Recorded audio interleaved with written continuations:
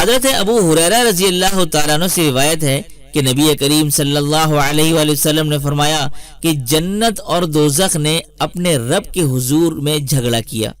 جنت نے کہا، اے رب، کیا حال ہے کہ مجھ میں کمزور اور گرے پڑے لوگ ہی داخل ہوں گے؟ اور دوزخ نے کہا کہ مجھ میں تو داخلے کے لیے متکبروں کو خاص کر دیا گیا ہے۔ اس پر اللہ تعالیٰ نے جنت سے کہا کہ تو میری رحمت ہے، اور جہنم سے کہا کہ تو میرا عذاب ہے۔ تیرے ذریعے میں جسے چاہتا ہوں اس میں مبتلا کر دیتا ہوں، اور تم میں سے ہر ایک کی بھرتی ہونے والی ہے۔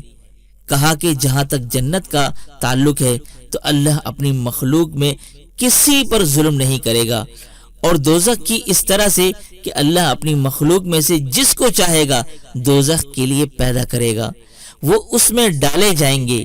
اس کے بعد دوزخ بھی کہے گی، اور کچھ مخلوق ہے، میں بھی خالی ہوں۔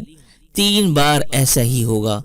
آخر پروردگار اپنا پاؤں اس میں رکھ دے گا، اس وقت وہ بھر جائے گی، ایک پر ایک الٹ کر سمٹ جائے گی، کہنے لگے گی کہ بس بس بس میں بھر گئی۔